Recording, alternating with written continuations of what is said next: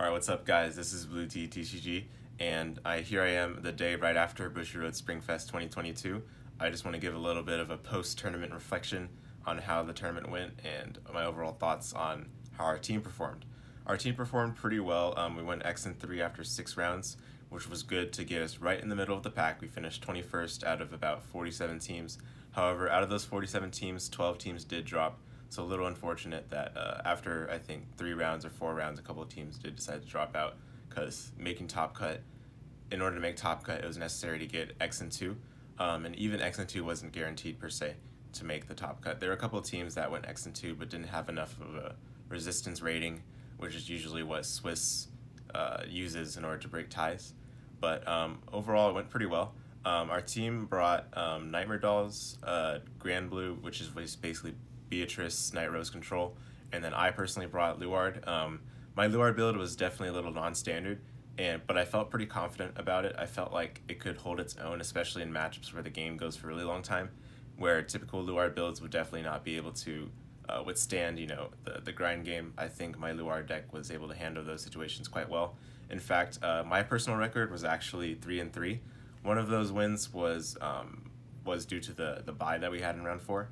But the other 2 wins were actually both from my opponent decking out. That was both in round 1 and round 6. Round 1, I'll just go over the decks that I faced in round 1, or I faced in each round over the course of the tournament. So in round 1, I played against Pale Moon deck. It was a very weird roguish, I would call it, Pale Moon deck. It was running, at first when I saw the starter that they were using the V-Series starter, specifically the Nightmare Doll starter, and I thought it was going to be Nightmare Doll. So I was kind of like saying like, oh, whoa, this is Nightmare Doll. But my opponent did not respond. So that was a little bit of a red flag. But of course, later on, I realized that this person was running Miracle Pop Ava. And yes, you heard me right, Miracle Pop Ava. The break ride from way long ago. That was like maybe 8 years ago, close to 10 years ago almost. I think 8 years ago is probably right. But Miracle Pop Ava is the break ride that allows you to basically it gives your Vanguard an ability to, after it attacks, you call some rearguards from Soul to Rearguard Circle. And my opponent made use of that in order to go for this really crazy Rising Greedon combo. Rising Greedon is one of the units that was printed in Overdress. It is a unit that can be used in any Dark States deck, which includes Pale Moon. So he was making use of Rising Greedon in order to get multiple restands on his Vanguard. He got actually 6 attacks on his Vanguard in the last turn of the game, and his Vanguard was at the very end, I believe, something like 85, like basically in the range of 80,000, 90,000 power. And I didn't really know how to guard against his deck. I didn't really know how to play against his deck in the general. So basically what I did is I damaged an item. I was very careful to give him damage because knowing how Nightmare Dolls can pop off when given a lot of damage, I just decided, all right, I'll play it like it's Nightmare Dolls. I will be very careful in giving him damage. And it turned out to work according to my opponent because he was saying at the end of it that if I had given him more damage, he could have been able to kill me a little earlier. But of course, my deck, the Lure deck that I brought was a little better at playing the long game, so I think it worked out pretty well in that regard.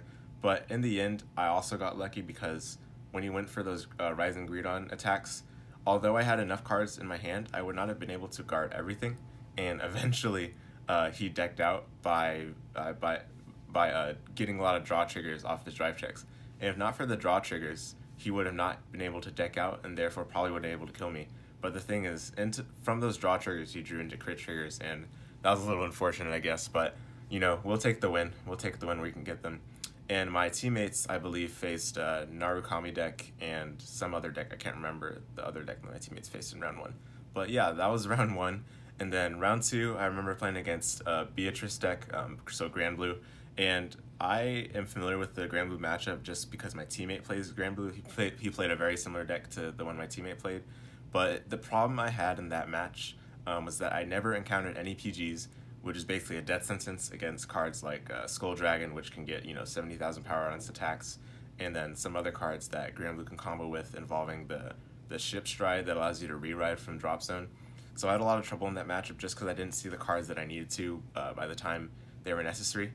And at the same time, I feel like I definitely would have won if I had seen at least a couple of PGs. But the other problem I had too, was that I wouldn't call it a problem, but basically my opponent was running Protect 2, which already felt like a little weird. So I wasn't really sure what he was trying to go for. But I asked him, like, why protect 2 over protect 1? And he basically, I guess, wanted the extra power. That's what it seemed like. But I'm not really sure if Grand Blue needs that extra power, especially on the Skull Dragons, which is already strong enough where your opponent's probably going to need to perfect guard in order to survive against those kinds of things. Plus, Grand Blue is not really a kind of deck that leaves grade 2s on their front row rear guard circles at the end of the turn. They're usually left with not much in their front row at all, actually, because everything retires at the end of the turn.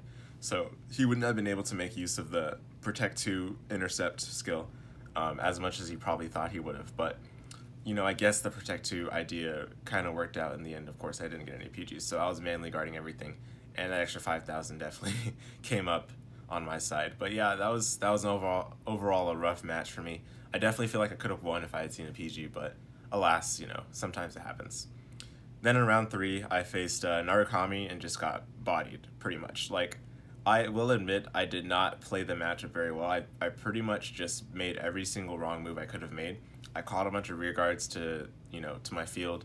I did not damage deny him at the right time, and also I gave him damage when I shouldn't have because it allowed him to, get the bind game going, and from there it could just not recover, and it was just all in Narukami's favor. So that round was definitely a little unfortunate for me. And then the subsequent round 4, was a bye. The thing about round 4 was that that's the round where people start going X and 2, and there's a lot of or X and 2 or X and 3. And X and 3 certainly would not have made top 8 cut for that tournament since, there were 47 teams and 6 rounds of Swiss, so it's definitely hard to make top cut going X and 3. But X and 2, I actually, to my surprise, I thought X and 2 would not have been good enough to make top cut, but so it was at the end of the tournament. So I'm sure people in our position were, a little hesitant to stay in the tournament. At that point, we were X and 2 though, so our opponents would have been the same. They would have been X and 2 going into round 4, but I guess they decided to drop because they weren't feeling it. So, it happens sometimes, but yeah, we got the W for that round because of the bye. And then in round 5, I played against Highlander Bermuda, and oh boy, that was disaster. Like, it wasn't even that I got a bad hand. I got a pretty good hand, and I actually went first, by the way. But the problem with going first is that, especially with Luard, it's not really like a problem. It's just like a problem of Luard in general. Luard doesn't really have impact turns until their first stride. And although my deck can do things like go for Nimane, go for Leah Fail to get the card, and basically all the card draw that I can get from those kinds of cards, right? I wasn't really doing anything by the time he got to his first stride, and then came the overtrigger on his first stride, and he did like 6 or 7 attacks on that turn. The overtrigger just was the icing on top, and I just could not survive, even though I started the turn with 1 damage. He put me at 1-6 like it was nothing, so that match was just a disaster overall. The overtrigger was basically my death sentence, and it's a little unfortunate because I felt like I had that match in control, especially going first, especially with all the card draw I had, but card draw won't do you anything against an overtrigger, so sadly that was it for me. In hindsight, I probably should have dropped a Honolulu just in case, but I wasn't really sure what deck I was playing against until a little later. Like, it took me a while to figure out that, he's playing Highlander, but I probably, again, did not have enough experience against Highlander or Bermuda in general to know that it was that what was coming was about to come. So that's how round 5 went. So by round 5, our team as a whole was X3.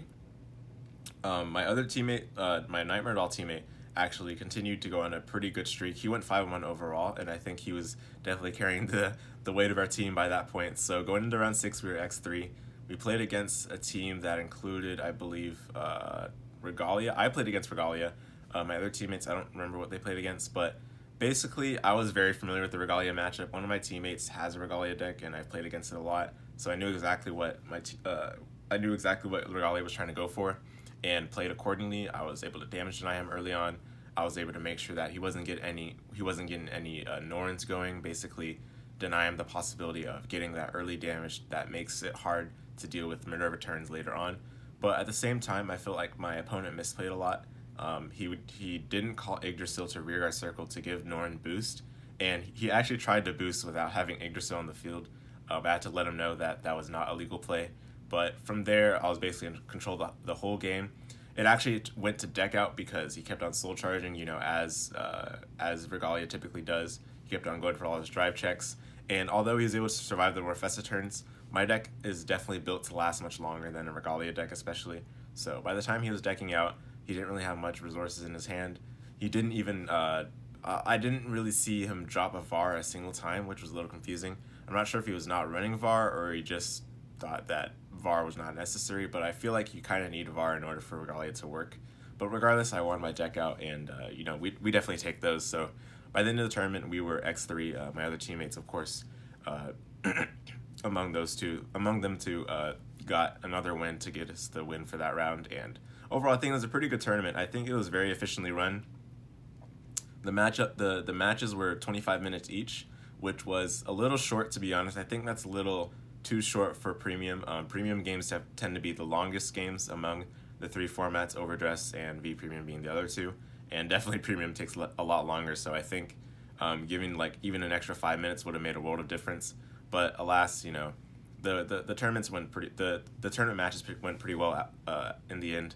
I do think that the matches that went to time did not, it felt like it was still fair. It wasn't like anything too crazy happened. Like, of course, the time is in your mind, so you're trying to win on the turn on the last possible turn you can get, which is how I felt my opponent felt in the first round. He was trying to win on that turn because by the time he was going for the Rising Greed on pop-off, time had been called and we were in overtime, the extra 3 turns that were given, and the judge was there watching to make sure that we wouldn't take longer than the 10 minutes allotted to us. And by the way, if the 10 minutes do expire, then both players are given a loss, so it's a double loss, and the double loss can cause there to be a loss for both teams if there's not enough wins among either team to take the match. But yeah, overall, a very good tournament. I would definitely go again. That was actually my first Spring Fest, so for all the years I've been playing Vanguard since basically it was released, I have not gone to a single Spring Fest, and I'm definitely looking forward to going to another one down the line. I'm not sure if I'll travel to go to the ones that are in the other states, but definitely the one that took place in Ontario yesterday was definitely a good experience. Had a lot of fun, and it was good to meet a lot of the Vanguard players that, unfortunately, Vanguard locals are not really too, prevalent. They're not really thriving in SoCal area, even though there are a lot of standard tournaments held at a lot of shops. There's not really support for like Premium or V Premium in a lot of shops, and I think Bushiroad does need to do a little more to support those formats. But overall, again, Spring Fest was a great event, and I'm glad to have gone. Yeah, so that's kind of my reflection after the tournament. I hope you enjoyed it. Please consider leaving a like, a comment, and please consider subscribing as well to the channel. It really helps a lot. I'll continue to upload videos like match recordings, deck profiles, etc. for Vanguard, as well as a couple of Yu-Gi-Oh uploads here and there. But yeah, thanks for watching, and I hope to see you in the next one.